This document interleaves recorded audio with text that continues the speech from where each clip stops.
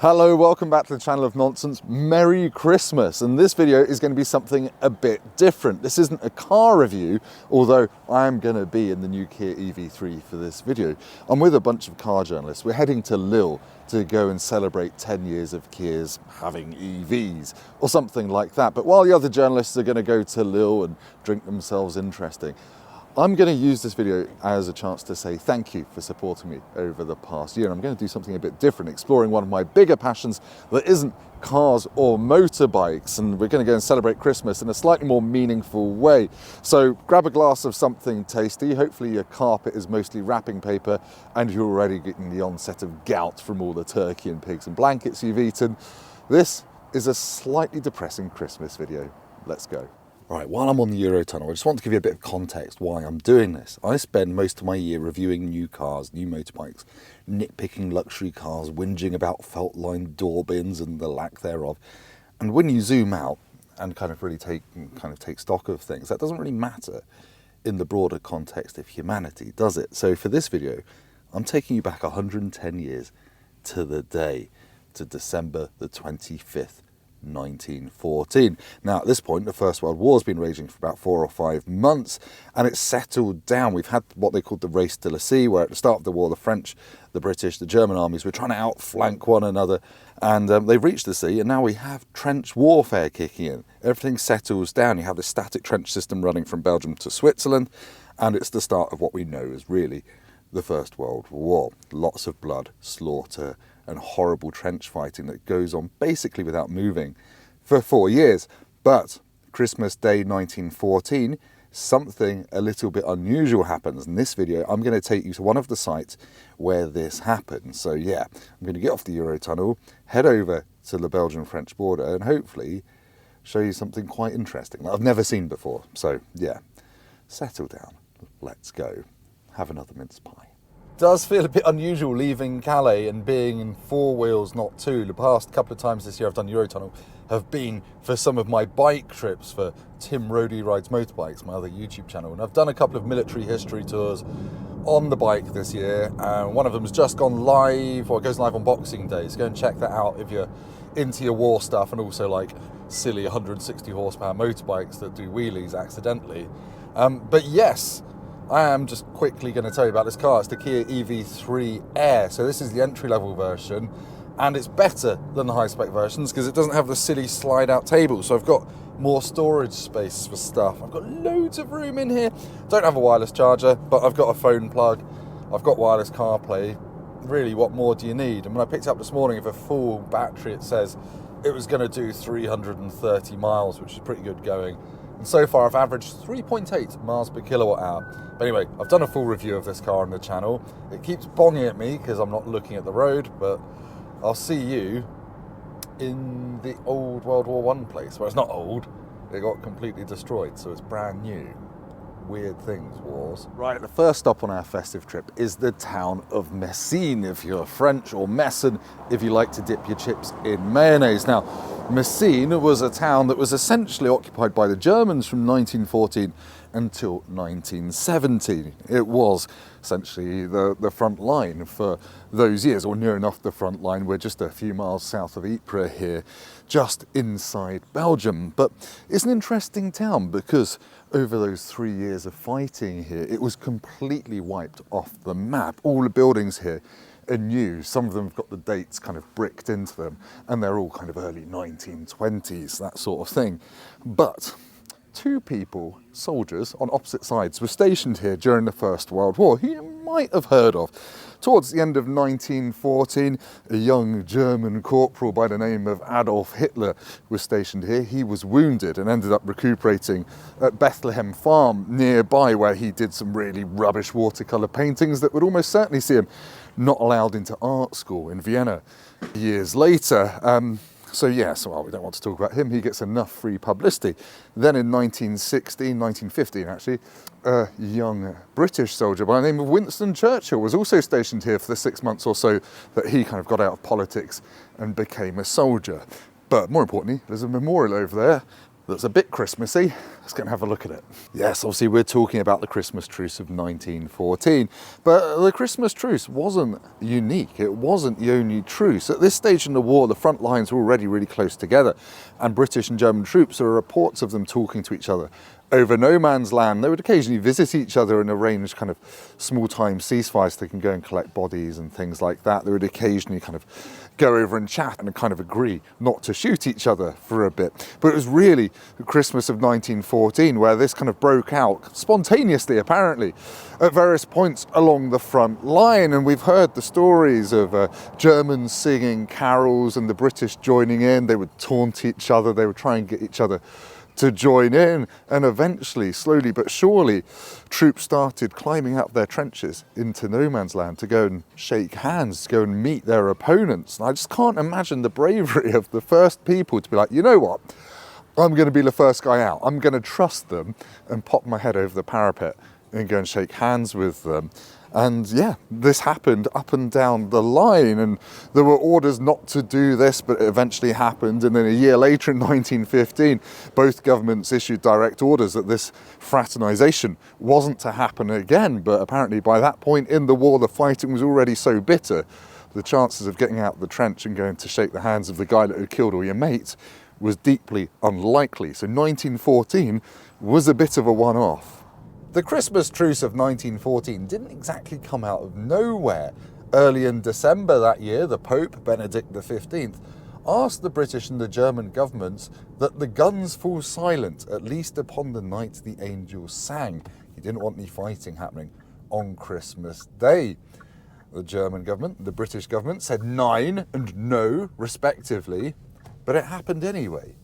We think about 100,000 British and German troops took part in the truce.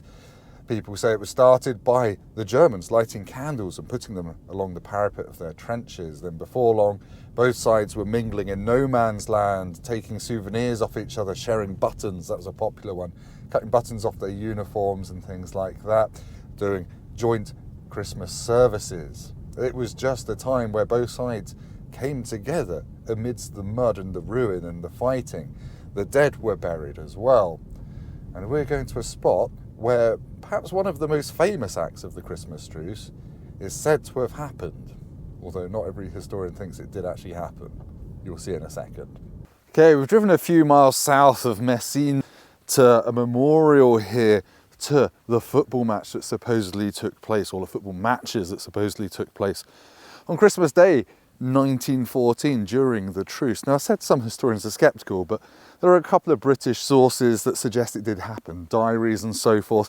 And if it did happen, it did most likely happen here outside Messines. And this memorial was installed in 2014 by UEFA to celebrate the coming together over football in a time of war. And they've recreated a British and a German trench system, and they say they're as far apart as they would have been roughly on Christmas Day 1914 in this sector, and they're basically on top of each other. There's no wonder that they could sing together and kind of chat to each other if they were so close. It is quite a moving place, this. It's a fairly recent memorial, as I said, but it's right next to a Commonwealth War Grave Cemetery. They're just dotted about. You can see them.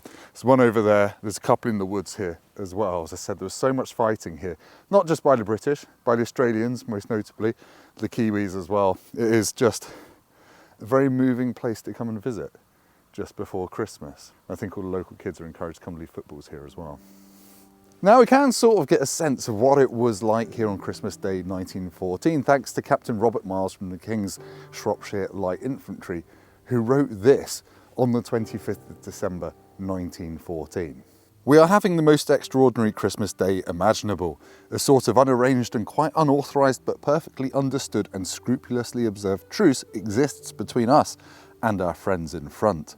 The funny thing is, it only seems to exist in this part of the battle line. On our right and left we can all hear them firing away as cheerfully as ever. The thing started last night, a bitter cold night with white frost, soon after dusk when the Germans started shouting, "Merry Christmas, Englishmen," to us. Of course, our fellows shouted back, and presently large numbers of both sides had left their trenches, unarmed, and met in the debatable, shot-riddled no man's land between the lines. Here, the agreement, all on their own, came to be made that we should not fire at each other until after midnight tonight. The men were all fraternising in the middle. We naturally did not allow them too close to our line, and swapped cigarettes and lies in the utmost good fellowship. Not a shot was fired all night. The fighting resumed at different times in different parts of the line. In some places it resumed on Boxing Day. In other parts of the line it was New Year's Day. Captain Robert Miles, who wrote that, was killed just 5 days after Christmas on 30th December 1914, aged just 35.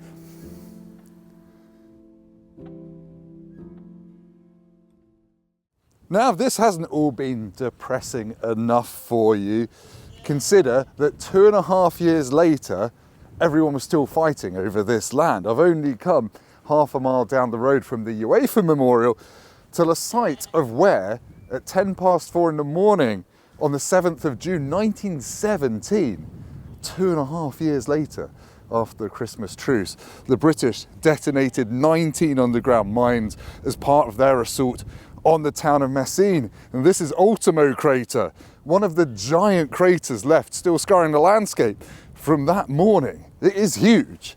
It is full of goat sheep. Hello, goat sheep. This always happens. I haven't got a Skoda for you to review today.